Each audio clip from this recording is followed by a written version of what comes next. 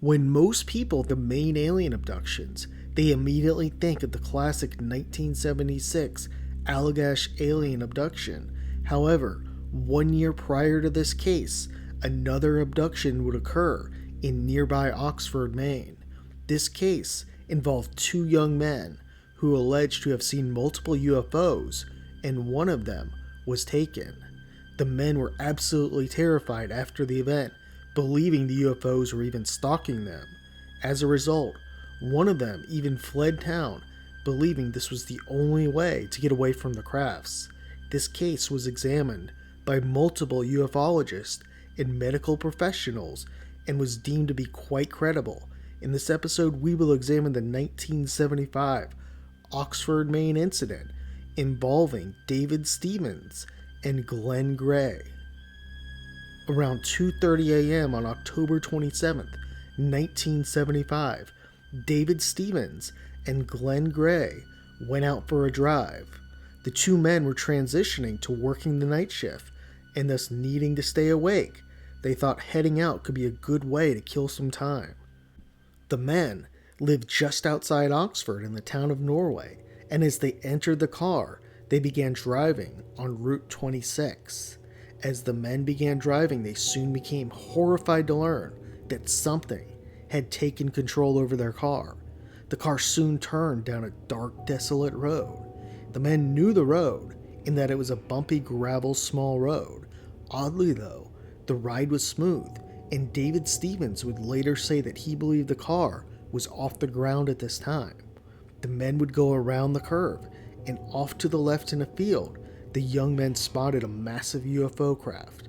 It was lit up with several different colors of light. It began to rise over the trees and was completely silent, and the men at this time rolled down their windows to get a better look.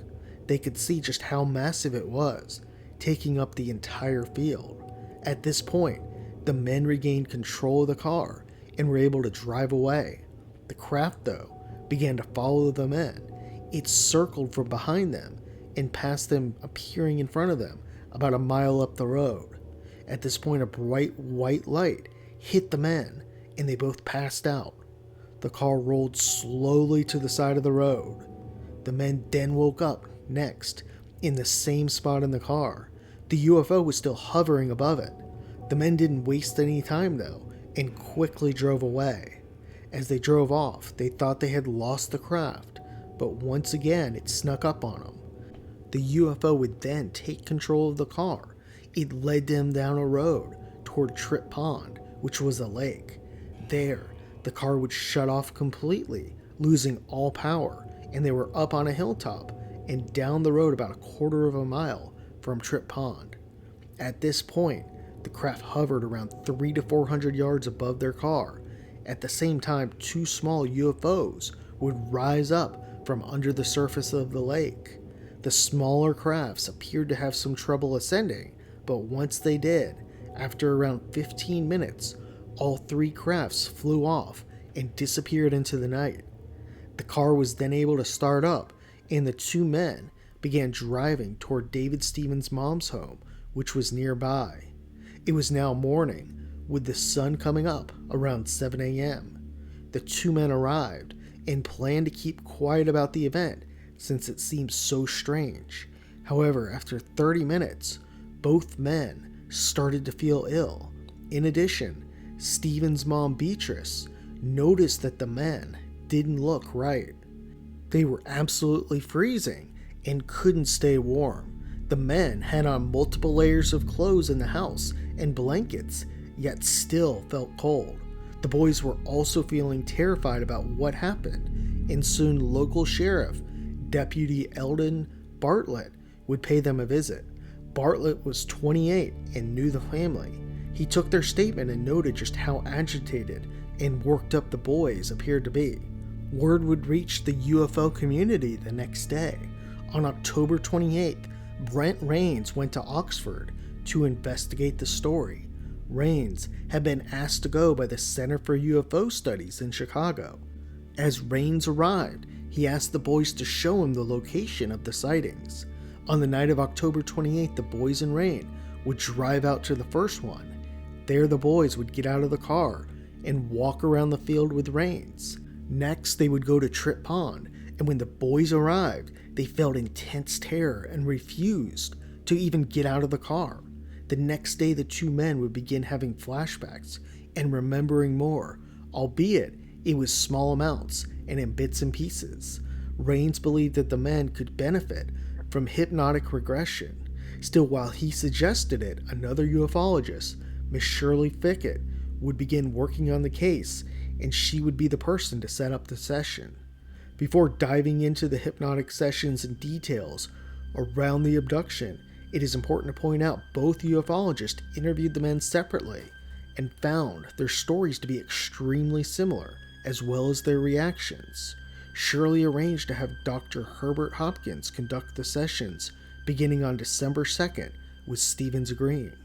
The first session was an experimental session just to see if Hopkins could be hypnotized. Glen would sit in on the session along with Stevens' parents and Shirley Fickett. In the sessions, the following would be revealed. Stevens said when the bright white light hit him, he was suddenly transported somehow up onto the craft. On board, he was able to look out the window at his car below.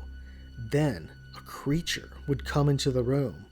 The being was about 4.5 feet tall, with pale skin and a mushroom-shaped head. The creature was wearing some sort of black cape and had 3 fingers. It had no eyebrows, but the eyes were large. It had 2 dots for a nose.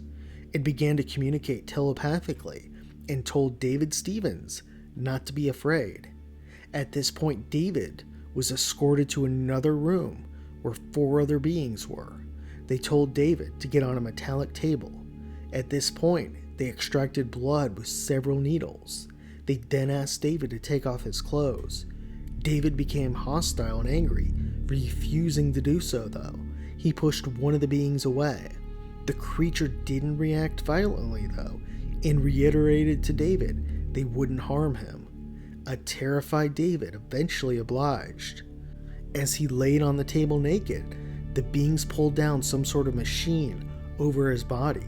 It was like an X-ray machine. It went over his entire body. Finally, the beings took hair samples and nail clippings. David was then escorted back to the original room and next woke up in his car. It's not known whether Glen was taken too, although he refused to undergo hypnosis and also had many of the same symptoms as David. Still, David alleges he saw Glen down in the car from the craft, so maybe Glen wasn't taken. This night appeared to be the only night the men saw the craft, although for days after the incident the men would be terrified and believe the UFOs were stalking them. They would handle the trauma differently though. David would talk about it and tackle it head on, while Glen would run away from it. After the initial interviews, Glen moved to Oklahoma so he could leave the trauma behind.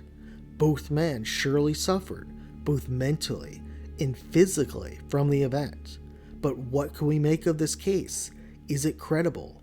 While the case relies heavily on hypnotic therapy, it's important to note that the men were interviewed by a variety of professionals and were deemed to be credible. In addition, their stories were very consistent in the interviews. One other interesting thing to support this case is that a police officer named Lloyd Herrick saw a UFO on the evening of the boys' incident. It was around 12 miles away from where Glen and David were. He would radio the event in, so documentation of it existed before David and Glen made their report. In addition to the boys being deemed credible, they also suffered mentally and physically. Both men would lose their jobs, be ridiculed, and also suffer adverse health effects. There were strange side effects felt by the two for quite some time. David Stevens' eyes were bloodshot for a while, and he also alleges his appetite increased dramatically. The men were tested for radiation, but the results came back negative. The case also features many alien abduction characteristics we've seen in other cases. There is the bright white light we see reported many times, as well as missing time. In addition, medical experiments while on board the craft, and the being's description and behavior is very consistent with other abductee reports. We hear all too often the being's message, "We don't want to harm you," and communicate through telepathy. In general, it seems this case, more likely than not, it did happen, in our opinion. Let's hope that this was a one-time event and the men didn't experience any other incidents.